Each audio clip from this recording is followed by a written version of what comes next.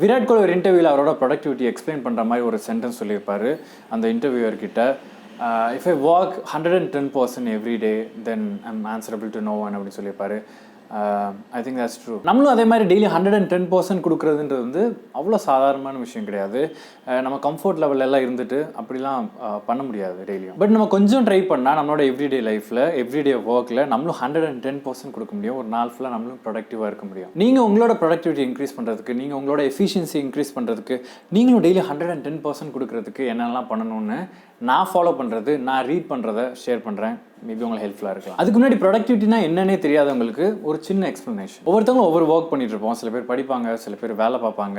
ஒவ்வொரு நாளும் நமக்குன்னு சில டாஸ்க்லாம் இருக்கும் இல்லையா? அந்த டாஸ்க்லாம் ஒவ்வொரு நாளும் பண்ணி முடிக்கிறதுக்கு ஒரு 7 hours 8 hours ஆகுதுன்னு வச்சுக்கலாம். அதே டாஸ்க் எல்லாத்தையும் நம்மளால் ஒரு 4 hours பண்ணி முடிச்சா, இந்த 8 hours பண்ணி முடிச்சு வர அவுட்புட்டும் இந்த 4 hours பண்ணி முடிச்ச அவுட்புட்டும் ஒரே மாதிரி இருந்தா தட்ஸ் கால் பீயிங் ப்ரொடக்டிவ். அதுக்காக வந்துட்டு நான் ஈஸியான வழியில் குறுக்கு வழியில் எதுவும் பண்ணணும் அப்படின்லாம் சொல்ல வரல. நம்ம ஆக்சுவலாக பண்ணுற ஒர்க்கவே எப்படி எஃபிஷியண்ட்டாக பண்ணுறது அப்படின்றத இந்த வீடியோவில் பார்க்க போகிறோம். அதனால நமக்கு நிறைய டைம் சேவ் ஆகும். அந்த எக்ஸ்ட்ரா டைமில் வேறு ஏதாச்சும் ஒன்று பண்ணலாம், இல்லை ஃப்ரீயாக கூட இருக்கலாம். ஓகே, நம்மளோட ப்ரொடக்டிவிட்டி இன்க்ரீஸ் பண்ணுறதுக்கு ஃபர்ஸ்ட் திங் நம்ம என்ன ஃபாலோ பண்ணலாம்னா, ஹேபிட்ஸ் ட்ராக்கிங் அப்படின்ற ஒரு டேர்ம் நீங்கள் கேள்விப்பட்டிருக்கீங்களா இல்லைன்னு தெரியல. அட்டாமிக் ஹேபிட்ஸ் அந்த புக் படிச்சிருந்தீங்கன்னா உங்களுக்கு தெரிஞ்சிருக்க வாய்ப்பு இருக்குது. ஹேபிட்ஸ் ட்ராக்கிங் என்னென்னா, நமக்கு டெய்லியும் ஒரு ரொட்டீன் இருக்கும். யாராக இருந்தாலும் ஒரு ரொட்டீன் இருக்கும். நம்ம எதுவுமே பண்ணலைனாலும் அதுவும் ஒரு ரொட்டீன் தான் ஒரு நாளில். அந்த ரொட்டீனில் நம்ம புதுசாக ஏதாச்சும் ஒரு ஹேபிட் வந்து ஃபார்ம் பண்ணணும்னா அது நிறைய பேர் கஷ்டமாக இருக்கும். எப்படி ஒரு புது ஹேபிட்டை அந்த டெய்லி ரொட்டீனில் நுழைக்கிறது அப்படின்றத அந்த ஹேபிட்ஸ் ட்ராக்கிங்னு சொல்லுவாங்க. அதுக்கு பேசிக்காக நம்ம என்ன பண்ணணும்னா, ஆல்ரெடி நம்ம ரொட்டீனில் இருக்க ஒரு ஹேபிட் கூட சேர்ந்து வர்ற மாதிரி இந்த புது ஹேபிட்டை இடையில நுழைச்சிடணும். ஃபார் எக்ஸாம்பிள், நீங்கள் நாளைக்கு வந்து மெடிடேட் பண்ணலான்னு முடிவு பண்ணியிருக்கீங்கன்னு வச்சுக்கலாம். அது என்ன டைமில் மெடிடேட் பண்ண போகிறோம், எப்போ பண்ண போகிறோம், இந்த மாதிரி எந்த ஒரு பிளானுமே இல்லைன்னா ஒரு நாள் ஃபாலோ பண்ணுவோம், 2 நாள் ஃபாலோ பண்ணுவோம், அதுக்கப்புறம் ஃபாலோ பண்ண மாட்டோம். அதுக்கு பதிலாக ப்ரிசைஸாக நம்ம என்ன பண்ணலாம்னா, ஓகே காலைல நான் பல்லு விளக்கி முடிச்சுட்டு காஃபி குடிக்கிறதுக்கு முன்னாடி இந்த மெடிடேஷனை பண்ணி முடிச்சிடணும். அதுதான் இந்த 2 ரொட்டீனுக்கு நடுவில் இந்த புது ஹேபிட்டை நுழைக்கிறது. அப்போ வந்து ஒரு 4 நாள் பண்ண உடனே ஓகே நம்ம பல்லு விளக்குனதுக்கு உடனே நம்ம மெடிடேஷன் தான் பண்ணணும், அதுக்கப்புறம் நம்ம காஃபி குடிக்க போகணும்னு இது ஒரு ரொட்டீனாக ஃபார்ம் ஆயிரும். இந்த புது ஹேபிட் வந்து அடிஷனல் ஆட் ஆன மாதிரியும் நமக்கு ஒரு ஃபீல் இருக்காது. ஸோ இந்த மாதிரி எந்த ஒரு ஹேபிட் நீங்கள் ஃபார்ம் பண்ணணும்னாலும் டெய்லி ரொட்டீனில் 2 இது நீங்கள் ரெகுலராக பண்ணுவீங்க இல்லையா, அதுக்கு நடுவில் இந்த புது ஹேபிட்டை வச்சுட்டிங்கன்னா ஈஸியாக உங்களால் லாங் டேர்மில் ஃபாலோ பண்ண முடியும். அதான் அந்த ஹேபிட்ஸ் ட்ராக்கிங்னு சொல்கிறாங்க. இந்த சிம்பிள் டெக்னிக்கை ஃபாலோ பண்ணுறதுனால ஒரு நாளைக்கு நம்மளால் நிறைய விஷயத்தை பண்ணி முடிக்க முடியும். ஃபார் எக்ஸாம்பிள், நான் ஒரு 2 இயர்ஸ்க்கு முன்னாடி ஃபர்ஸ்ட் ஸ்டார்ட் பண்ண ஒரு ஹேபிட்னா சீக்கிரம் வந்துருக்கிறது. இந்த ஒரே ஒரு ஹேபிட்லாம் ஸ்டார்ட் பண்ணேன். அதுக்கப்புறம் மெடிடேஷன் ஆன் பண்ணேன். இப்போ நான் மெடிடேட் பண்ணுறதில்ல. அதுக்கப்புறம் வந்துட்டு ஜிம் போகிறது ஸ்டார்ட் பண்ணேன். ஓகே, நான் காலையில் எழுந்திரிச்சோடனே ஃப்ரெஷ்ஷப் ஆகிட்டு ஃபர்ஸ்ட் ஜிம் தான் போகணும், அப்புறம் தான் எந்த வேலைனாலும் பார்க்கணும்னு செட் ஆகிட்டேன். 2 இயர்ஸாக நான் ரெகுலராக ஃபாலோ பண்ணிகிட்ருக்கேன். அப்புறம் 3rd ஹேபிட்டாக ரீட் பண்ணுறது ஸ்டார்ட் பண்ணேன். ரீட் பண்ணுறது எப்படி பண்ணணும்னா, நான் வந்து இருக்க எல்லா ஒர்க்கையும் முடிச்சுட்டு தூங்க போகிறதுக்கு முன்னாடி அந்த ரீடிங்கை வச்சிடணும். அப்போ தான் வந்து தூங்க போகிறதுக்கு முன்னாடி ஒரு 15 minutes அட்லீஸ்ட் 10 minutes ஆச்சும் ரீட் பண்ணிடுவேன்.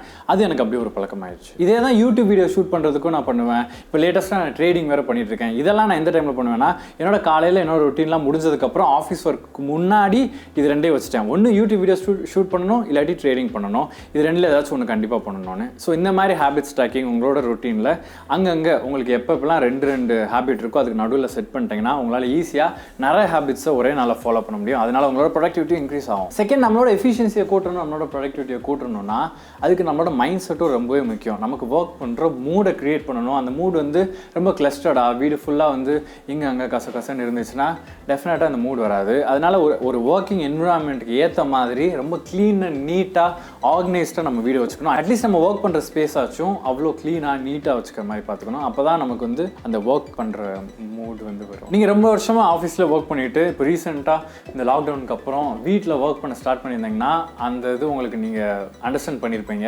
ஏன் வந்து வீட்டில் வந்து என்னால் எஃபிஷியண்ட்டாக கொஞ்ச நேரம் கூட ஒரு இடத்துல உட்காந்துட்டு ஃபோக்கஸ்டாக ஒர்க் பண்ண முடியலன்னு. ஏன்னா ஆஃபீஸில் ஸ்பேஸ் ஒர்க்கான ஒரு ஸ்பேஸவே க்ரியேட் பண்ணியிருப்பாங்க. நீங்கள் பீஸ்ஃபுல்லாக உங்களுக்கு எந்த டிஸ்டர்பன்ஸும் இல்லாத மாதிரியான ஒரு என்விரான்மெண்ட்டை க்ரியேட் பண்ணியிருப்பாங்க. பட் வீட்டில் அப்படி கிடையாது. ஸோ அதனால் நம்ம வீட்டிலேருந்து ஒர்க் பண்ணுறோம், நம்ம டெய்லி ஹார்ட் ஒர்க் பண்ணணும்னு நினச்சோன்னா நம்மளோட வீட்டில் அட்லீஸ்ட் அந்த ரூமோட என்விரான்மெண்ட்டையாச்சும் ரொம்ப க்ளீன் அண்ட் நீட்டாக வச்சிட்டோன்னா அந்த மைண்ட் செட் வந்து நமக்கு க்ரியேட் ஆகும். இதை நான் கம்ப்ளீட்டாக அண்டர்ஸ்டாண்ட் பண்ணிக்கிறதுனால முடிஞ்ச அளவுக்கு என்னோட பெட்லேருந்து வீட்டிலேருந்து எல்லாத்தையும் நீட்டாக ஆர்கனைஸ்டாக வச்சுக்கிறதுக்கு ட்ரை பண்ணுவேன். அதனால ப்ரொடக்டிவிட்டி இன்க்ரீஸ் ஆச்சுன்னா நல்லது தானே. தேர்ட், எல்லாருக்குமே நிறைய அமௌண்ட் ஆஃப் ஒர்க்கை வந்து ஒரு ஷார்ட்டான பீரியடில் முடித்தா நல்லாயிருக்கும் அப்படின்றது எல்லோரும் விஷ் பண்ணுறது தான். பட் நம்ம வந்து அதை ஃபாலோ பண்ண மாட்டோம். ஏன்னா நம்ம மைண்டு வந்து மோஸ்ட்லி எப்படி ஒர்க் ஆகும்னா, இப்போ ரொம்ப அர்ஜென்ட்டாக இருக்க ஒர்க்கை தான் நம்ம ஃபஸ்ட் பண்ணி முடிப்போம். அப்புறம் அர்ஜென்ட் இல்லாத ஒர்க்லாம் நம்ம பாட்டில் டைம் எடுத்துக்கிட்டே இருப்போம், அதை கடைசி வரைக்கும் முடிக்கவே மாட்டோம். அது மாதிரி நம்ம மைண்ட் வந்து யூஸ்வலாகவே ஒரு டெட்லைனை ஃபிக்ஸ் பண்ணி தான் வந்துட்டு ஒர்க் ஆகும். ஓகே, அடுத்த டெட்லைனுக்குள்ளே என்னென்ன ஒர்க்லாம் இருக்கோ அதான் நம்ம ஃபஸ்ட் பண்ணோம்.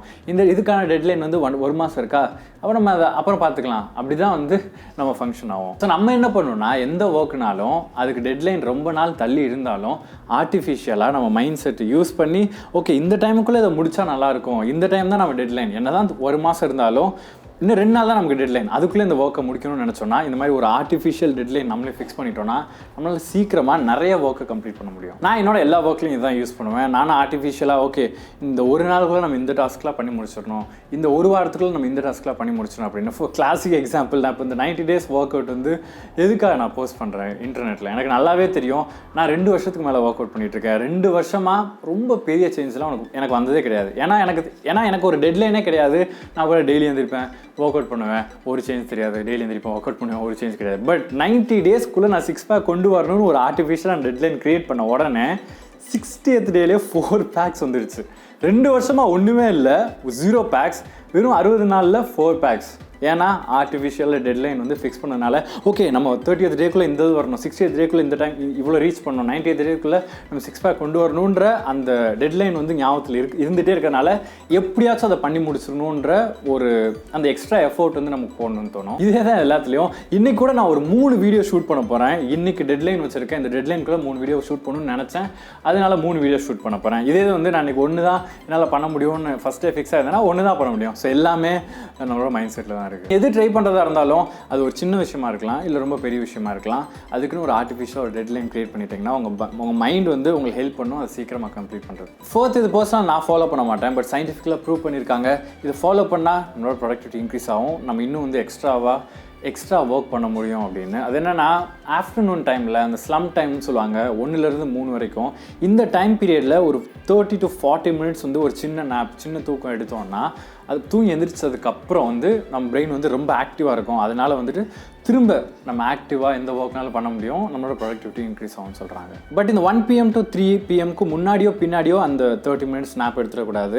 ஏன்னா பின்னாடி எடுத்தோன்னா நம்மளோட நைட் தூங்குறது வந்து அஃபெக்ட் ஆகும். ப்ளஸ் இந்த 30 minutesக்கு மேலேயும் இந்த நாப் எடுத்துடக்கூடாது, ரொம்ப ஷார்ட்டான டைம் மட்டும்தான் இருக்கணும். ஏன்னா 40 minutesக்கு மேலே நம்ம தூங்கினோன்னா டெஃபினட்டாக நம்ம ஸ்லோ டவுன் பண்ணிடும், அதுக்கப்புறம் நம்ம ஆக்டிவாக இருக்க முடியாது, இன்னும் கொஞ்சம் தூங்கணும் தான் தோணும். இந்த பிரச்சனைக்காக தான் நான் வந்து இந்த ஆஃப்டர்நூன் நாப்பில் எடுக்கிறதில்ல, எனக்கு அந்த கண்ட்ரோலாக இருக்காது. ஓகே 30 minutes நம்ம எந்திரிச்சணும் அப்படின்னு. உங்களுக்கு அந்த கண்ட்ரோல் இருக்குன்னா டெஃபினட்டாக நாப் வந்து உங்களுக்கு ஹெல்ப்ஃபுல்லாக இருக்கும் உங்களோட ப்ரொடக்டிவிட்டியை இன்க்ரீஸ் பண்ணுறதுக்கு. ஃபிஃப்த், ஒரு அமேசிங் டெக்னிக் இருக்குது, பேட்ச் ஒர்க்குன்னு சொல்லுவாங்க. பேட்ச் ஒர்க்னா என்னென்னா, ஒரு நாளையில் நமக்கு நிறைய டாஸ்க் இருக்கும். ஒரு ஒர்க்கை பண்ணிகிட்டு இருக்கப்போ அங்கேருந்து இன்னொரு ஒர்க் பண்ண ஆரம்பிப்போம், அதுலேருந்து இன்னொரு ஒர்க் பண்ண ஆரம்பிப்போம், இல்லை பெண்டிங் இருக்க ஒர்க்காக திரும்பி வருவோம்.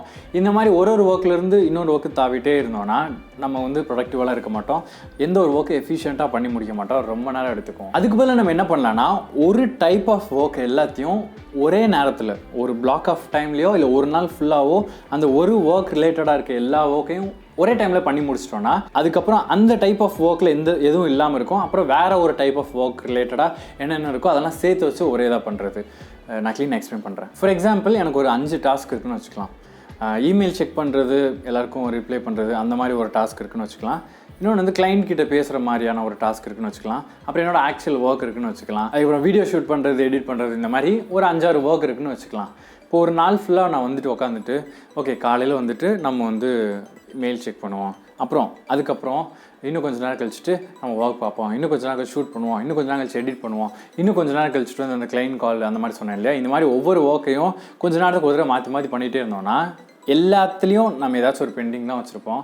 அதுக்கு என்ன பண்ணலான்னா, ஒன்று ஒரே நாள்லேயே ஒரு 4 செக்ஷனாக பிரித்து ஒரு செக்ஷன் ஃபுல்லாக இந்த டைப் ஆஃப் ஒர்க் மட்டும்தான் பண்ணணும், அங்கேருந்து இன்னொன்று ஸ்விட்ச் பண்ணக்கூடாதுன்னு ஃபிக்ஸ் ஆகிடணும். அப்படி உங்களுக்கு எந்த ஒரு சீக்கிரம் உடனே பண்ணி முடிக்க தேவையில்லை, எனக்கு இன்னும் 2-3 நாள் டைம் இருக்குது அப்படின்னா ஒரு நாளில் உட்காந்து ஒரு டைப் ஆஃப் ஒர்க் எல்லாத்தையும் பண்ணிடணும், இன்னொன்றுக்கு மூவ் ஆகவே கூடாது. அப்படி பண்ணி முடிச்சோன்னா ஒரு செட் ஆஃப் ஒர்க்ஸ் எல்லாத்தையும் நம்ம சீக்கிரமாகவே கம்ப்ளீட் பண்ணிடலாம். நான் ஏற்கனவே சொன்ன மாதிரி என்னோட வீடியோ ஷூட் பண்ணுறதுக்கு ஒரு நாள்லேயே உட்காந்துட்டு எல்லா வீடியோ ஷூட் பண்ணிடுவேன்.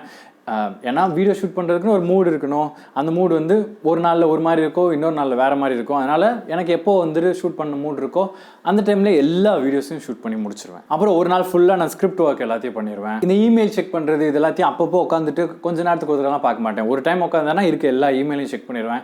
இது மாதிரி ஒரு டைப் ஆஃப் ஒர்க் எல்லாத்தையும் ஒரே டைமில் கம்ப்ளீட் பண்ணி முடிச்சோன்னா அதுதான் பேட்ச் ஒர்க்குன்னு சொல்லுவாங்க. இந்த டெக்னிக் ஃபாலோ பண்ணுறதுனால நமக்கு எந்த ஒரு டிஸ்ட்ராக்ஷனும் இருக்காது. ஒரு வேலையை ஃபோக்கஸ்டாக ஈஸியாகவும் நம்மளால் பண்ணி முடிச்சிட முடியும். லாஸ்ட்டாக நம்ம எஃபிஷியண்ட்டாக இருக்கணும், டெய்லி 110% கொடுக்கணும் அப்படின்னு நினச்சோன்னா நம்ம மைண்ட் வந்து முடிஞ்ச அளவுக்கு எம்டியாக வச்சுக்க ட்ரை பண்ணணும். அதிகமாக வந்துட்டு ஸ்டோர் பண்ணக்கூடாது, அதிகமான டாஸ்க் வந்து அதுக்கு அசைன் பண்ணக்கூடாது. அப்படின்னு என்ன மீன் பண்ணுறேன்னா, இந்த ரொம்ப இம்பார்ட்டன்ட் இல்லாத சின்ன சின்ன விஷயத்தெல்லாம் இங்கே ஃபீட் பண்ணியும் வச்சுக்கூடாது. ஃபார் எக்ஸாம்பிள் இப்போ நிறைய பேர் வந்துட்டு சின்ன சின்ன இன்ஃபர்மேஷன்லாம் தெரிஞ்சுக்க ஆசைப்படுவாங்க.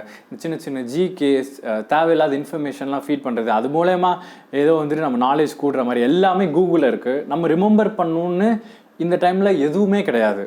ஓகே, உங்களோட லவரோட பர்த்டே இல்லை ஃப்ரெண்டோட பர்த்டே நம்ம ரிமெம்பர் பண்ணினோம், அதை கூட நம்ம வந்து ஏதாவது ரிமைண்டர் செட் பண்ணிக்கலாம், இல்லை நம்ம கேலண்டரில் போட்டு வச்சுக்கலாம். ஸோ லிட்டரலாக எதுவுமே நம்ம ஞாபகம் வச்சுக்கணும்னு எந்த ஒரு அவசியமே கிடையாது. டெக்னாலஜி எதுக்கு இருக்குது, எல்லாத்தையும் அதில் ஃபீட் பண்ணிடலாம். ரொம்ப மைனூட்டான விஷயமா இருந்தாலும் பரவாயில்ல. 6 o'clock வந்து நான் பால் வாங்க போகணுன்னா 6 o'clock நான் பால் வாங்க போகணுன்னு ரிமைண்டர் செட் பண்ணிடுங்க. இல்லாட்டி அது ஒரு த்ரெட் ஆஃப் ஒரு மைண்டில் வந்துட்டு அது ஒரு த்ரெட்டாக ஓடிட்டே இருக்கும். ஓகே 6 o'clock எப்போ ஆகும்னு பேக் ஆஃப் த மைண்டில் அதை பற்றி நம்ம நினச்சிட்டு இருப்போம். இது மாதிரி சின்ன சின்ன விஷயம் எல்லாத்தையும் உங்கள் ஃபோன்லேயோ இல்லை ரிமைண்டராவோ ஃபீட் பண்ணி வச்சுருங்க. எதையுமே நம்மளே ரிமெம்பர் பண்ணி நம்மள அந்த டைமில் கரெக்டாக வந்துட்டு ஞாபகம் வச்சுக்கணும் அப்படின்னு ட்ரை பண்ணாதீங்க. அது நம்மளோட மற்ற ஒர்க், ரொம்ப இம்பார்ட்டண்டான ஒர்க்கை வந்து அஃபெக்ட் பண்ணும். ஏன்னா நம்மளால் ஒரு டைமில் ஒரு வேலை தான் பார்க்க முடியும். எல்லா வேலையும் இப்படி மைண்டில் வந்துட்டு இந்த இன்ஃபினிட் பாசிபிலிட்டிஸை நம்ம கிரியேட் பண்ணிட்டு இருக்கக்கூடாது. அதுக்கு நிறைய அப்ளிகேஷன்ஸ் இருக்குது. நான் சின்ன சின்னதாக ஏதாச்சும் மைண்டுக்கு வந்துச்சுன்னா அதை நோட் பண்ணி வைக்கணும்னா நோஷன் யூஸ் பண்ணுவேன். அதுக்கப்புறம் நார்மலாக நோட் பேட் கூட ஒர்க் ஆகும். ஹேபிட்ஸ் ட்ராக் பண்ணுறதுக்கு ஹேபிட் ட்ராக்கர்னு ஒரு ஆப் இருக்குது. இந்த மாதிரி நீங்கள் எது பண்ணணுனாலும் அதுக்குன்னு ஒரு ஆப் இருக்குது, அது டவுன்லோட் பண்ணி வச்சுக்கோங்க. அதை டெய்லியும் நீங்கள் பார்த்துக்கோங்க. எல்லாத்தையும் மைண்டில் ஃபீட் பண்ணணும்னு நினைக்காதீங்க. Yeah, that's how you increase your productivity to 110%. Next video meet பண்ணலாம். See you. Be happy. Do what you love. Limited time. Be productive. Rahul.